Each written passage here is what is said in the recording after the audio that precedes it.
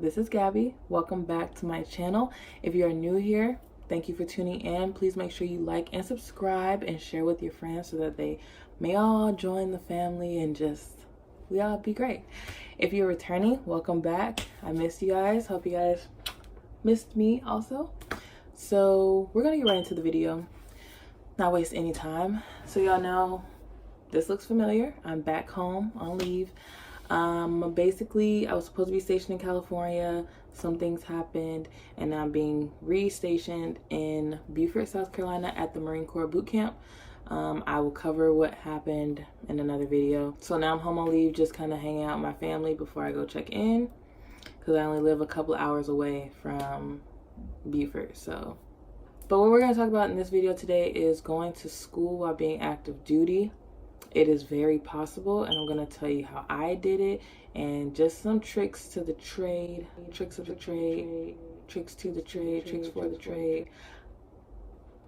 Whatever the phrase is, I'm going to show you guys. Let me just start by giving you guys just some regular just terms and definitions, because some people have never been to college before, and after they join the military, it's their first time starting college, so they have no idea. So the military, the Navy, I'm just gonna say everything Navy because I don't know about the other branches. But the Navy offers what you call tuition assistance, and this is separate from the GI Bill. So when you're in boot camp, you sign up for the GI Bill, and that's so you can go to school when you get out of the military. But some people use it while they're active duty. But TA is put in place so that way you don't have to use the GI Bill. Also, update about the GI Bill, it used to have a time limit on when you can use it. Like if you start using it, you have to use it up within a certain amount of time. They have removed that. There's no time limit. Just want to put that out there. So back to TA, tuition assistance. This is what pays for your school while you're active duty. I believe it pays for everything except for your fees. But basically what you do is, after you have applied for school and you actually registered for classes, you want to be already registered, then there's some paperwork, and your command will let you know like what paperwork is included for this package. But you'll put up a chit for it, and you'll basically list what your classes are, how much they cost, and then you'll route that up. There's some training you have to do prior to, but this is, like I say, you can ask your command about. You put that paperwork up, at least I believe you can wait till up to 2 weeks before your class start, but I would just start as early as possible, because sometimes it depends on your command and who your chain of command is. They might be slow at doing that stuff. So put that paperwork up. When it comes back down, it's approved, then they give you a TA voucher that you will give to your school, so they know, so the school knows you're paying for it. So the school knows that TA is paying for it. So usually most schools have an option when you apply, when it's time to register for classes, and it comes to the pay part, you can say there's usually like some type of option that has something to do with like VA or some military something that you can click. So it'll put a hold on your account, so that way when school starts, it doesn't drop you for not paying on time, because it knows it's getting money from the military at some point. Now, the Navy has just recently changed their TA policy again.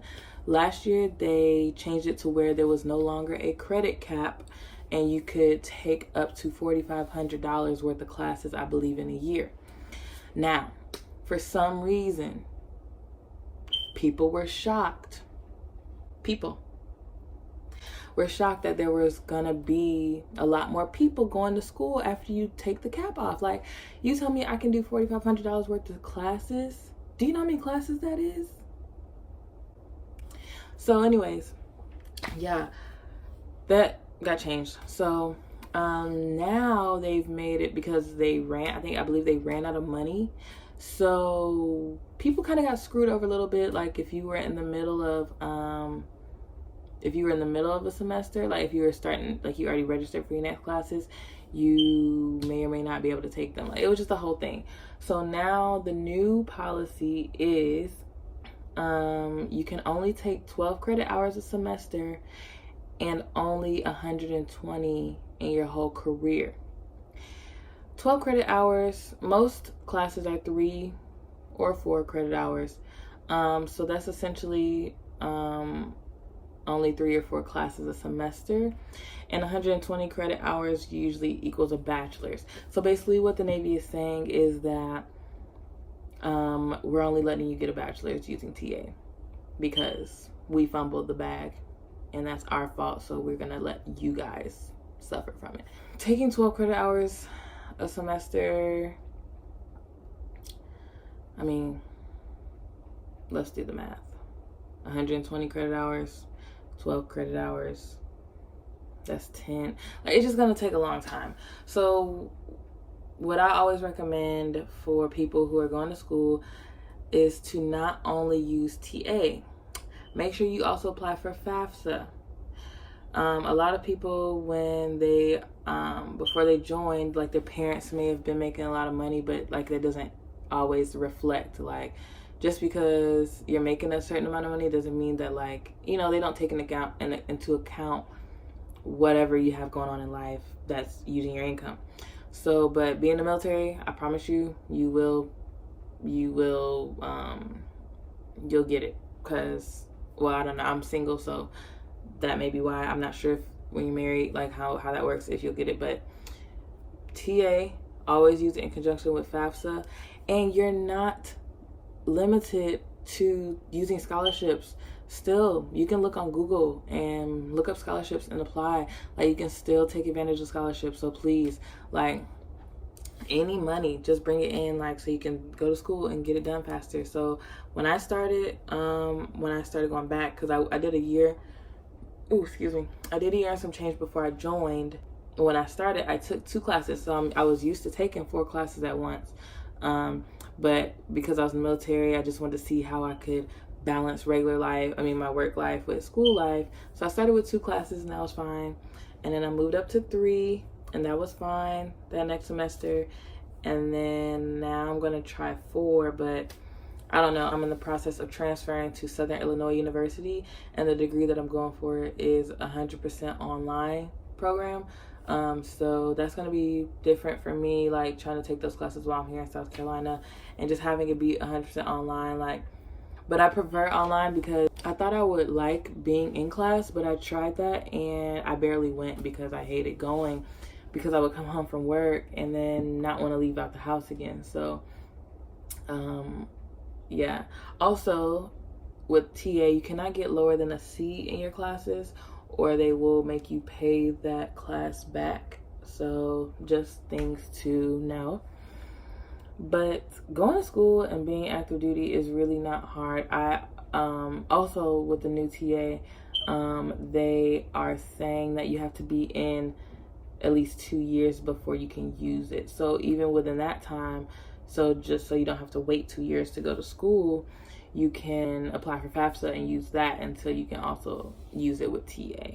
And the thing is, the reason why I say use FAFSA is because when you use the TA and the FAFSA, the TA covers whatever, and then the FAFSA might cover whatever fees, but then you get a refund check back from FAFSA because it's a grant, and that's money you don't have to pay back. So you're basically getting a free check.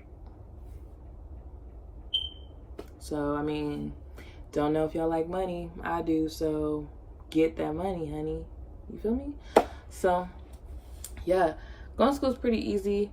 The most important thing is that you learn your work schedule first. Know your job, because the Navy is not about to give you they're not going to grant you any school or anything like that until you know your own job for them. Make sure you have that sealed and in the bag, and then focus on. So then you know how much you can carry, like how much workload you can carry being in school and being at work and all of that.